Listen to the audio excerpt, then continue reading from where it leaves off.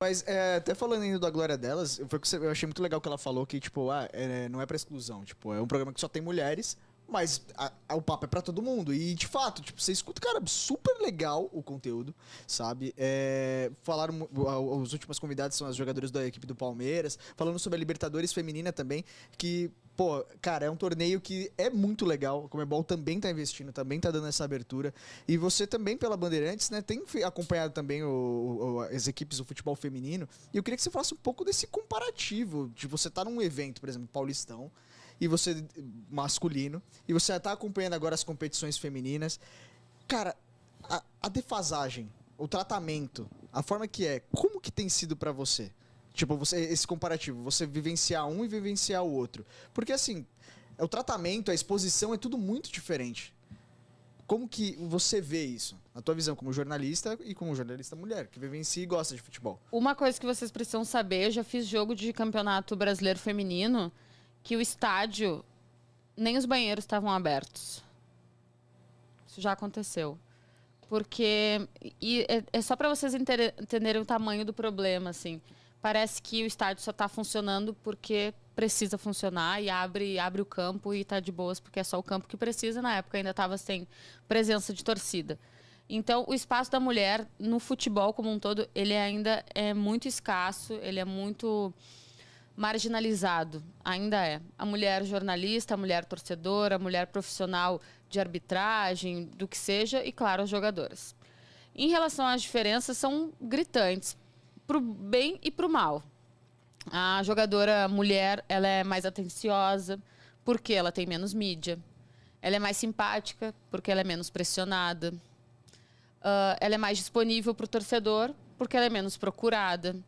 Então, tem vários pontos bons ainda, mas por motivos ruins. Eu tenho a sorte de estar na Bandeirantes, cobrindo um campeonato brasileiro feminino, que é uma empresa que dá bola para a competição. A gente transmite um jogo por rodada, que é o que a gente tem direito, e a gente cuida bem desse jogo. Sim. A gente tem uma equipe fixa, 100% feminina, desde que começou.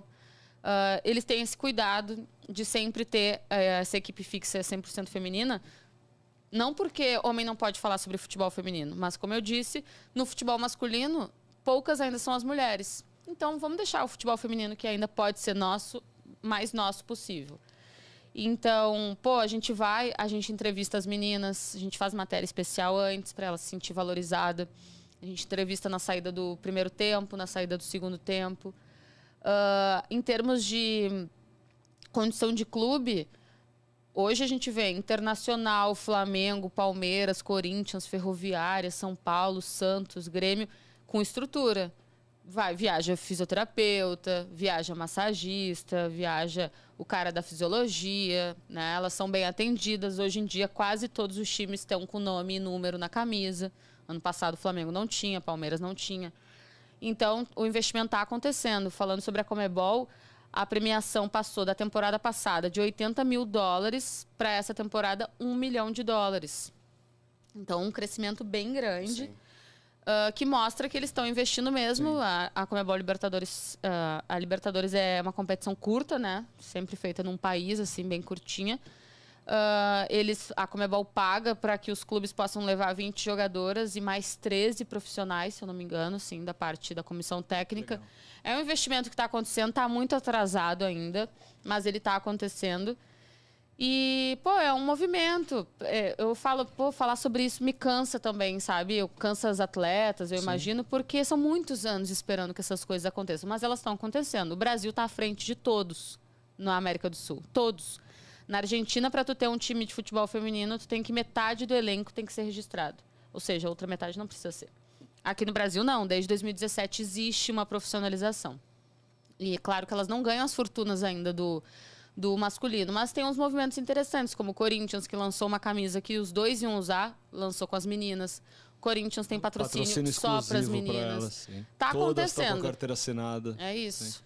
O A Glória Delas, é engraçado que chama a atenção da nossa produção lá, que elas ficam chocadas como a gente tem tido uma audiência legal e uns comentários legais. Hoje em dia, menos gente entra para xingar, para falar que a gente está no lugar errado e tal. Me irrita, porque eu tô na área há 11 anos. Sim. Eu esperava essa mudança 11 anos atrás. Porque 11 anos atrás eu pensei... Eu entrei num time de 7 mulheres na Band, era bastante. Putz, a minha geração nem vai sofrer o que as outras sofreram, mas ela ainda sofreu. E as próximas ainda estão sofrendo.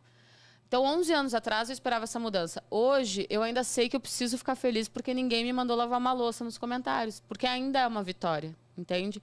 Então, o processo da presença da mulher em todo o cenário tão masculinizado ainda do futebol, ele ainda é um momento... Ele ainda vive um momento de um passo de cada vez. Né? Ainda tem muito preconceito, muita desvalorização, mas a gente está caminhando. E as emissoras estão tendo mais cuidado com isso, mesmo que pela obrigação, não importa. Elas estão tendo, a Globo tem várias narradoras mulheres, várias comentaristas, tanto de conteúdo quanto de arbitragem, a ESPN também, contratando também campeonatos, né? A ESPN pegou a Champions, tem a Premier League feminina também. A ESPN também, ano passado, pegou a Libertadores feminina, a Globo e a Band com o Brasileirão feminino, então... Tá fluindo. Você acha que essa nova tendência desses formatos, muitos torneios agora, né? Como o caso da Comebol, por exemplo, uma instituição que tem seu próprio streaming. Então, suas competições, elas são transmitidas por lá. A gente viu o Paulistão no YouTube. Então, o streaming hoje é uma tendência também para o esporte. Não é uma tendência, é uma realidade já. A linguagem é bem diferente da televisiva, né? Você sente que ela é um pouco mais leve, você tem opções da maneira de você assistir o mesmo jogo. A Amazon agora também com a Copa do Brasil. Você acha que essa mudança de linguagem, que é conversando com um público diferente, te dá mais espaço, mais liberdade para poder trabalhar também? Você acha que democratiza um pouco o espaço da mulher dentro do futebol, falando você como jornalista? Vamos lá. Que eu quero estar no YouTube ano que vem, em 2023 também. Então, eu acho que é uma linha bem tênue, precisa ter um cuidado. Essa foi uma preocupação minha, inclusive, entre estamos no YouTube e a gente pode falar tudo, e estamos no YouTube, mas somos jornalistas e temos que passar notícias e conteúdo. Então, sempre equilibrar isso. Dá para ser muito mais solto, a gente tem pré-jogo maior, pós-jogo maior, então dá para explorar muito mais o contexto de cada time. Hoje em dia, o Sport TV, por exemplo, que é referência.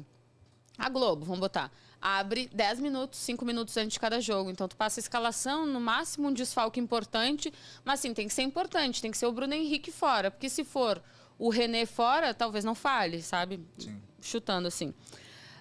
Então, a gente pode explorar mais, pode falar por que o Bruno Henrique está fora, ou se não é o Bruno Henrique, por que o Pedro, que seria uma opção para o ataque do Flamengo, não vai jogar, e por que o... Qual é o nome do menininho lá que tem entrado agora, o atacante? Esqueci o nome dele. Mas, enfim, pode falar mais, desmembrar mais.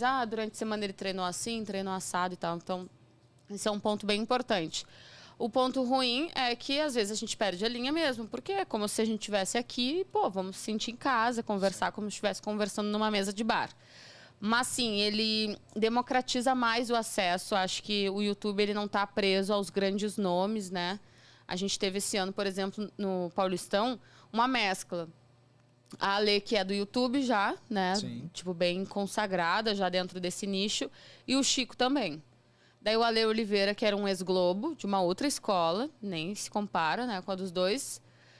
O Jackson Pinheiro, ex-Fox Sports, daí também estava sem nada e tal, um outro perfil mais descontraído e tal, em relação ao Ale. E eu, uma jovem ainda profissional. Então, eles mesclaram bem isso, porque o YouTube dá para fazer isso. O YouTube não pede só a leveza e os seguidores, como do Chico e da Ale, não pede a seriedade e o conteúdo do Ale, que é ex-Globo, né, que carrega isso, essa coisa da Globo. Não pede só a graça e a espontaneidade do Jackson Pinheiro e não pede só a juventude que eu posso ter, entende? Então, acho que o YouTube... Mescla tudo. Mescla tudo. Em relação às mulheres, não vejo nenhuma diferença ainda. Não falando mal do Paulistão, mas ainda a gente está cumprindo o mesmo espaço que a gente tem. Uma mulher no campo, cota, uma mulher no estúdio. É, a mesma cota. A gente teve uma mulher comentando, uma mulher apresentando e uma mulher repórter. eu fiquei muito feliz. Mas quando é os homens, são 2 comentando, 1 narrando, 2 repórteres, entende? A gente ainda tá buscando essa equidade. Mesmo sendo um projeto novo, você acredita que ainda são as mesmas pessoas pensando, só que num formato diferente? São... Das 6 pessoas que pensam, 5 são as mesmas, mas Sempre tem um novo. Sempre tem um novo. É um processo, foi o primeiro ano, ainda está passando, né? Vai ter muita avaliação, o que deu certo, o que não deu certo. Lá na Libertadores a gente teve o ano passado, e o ano passado a gente fez um pré-jogo, um pós-jogo, e a gente fez ainda num tom muito sério, sabe?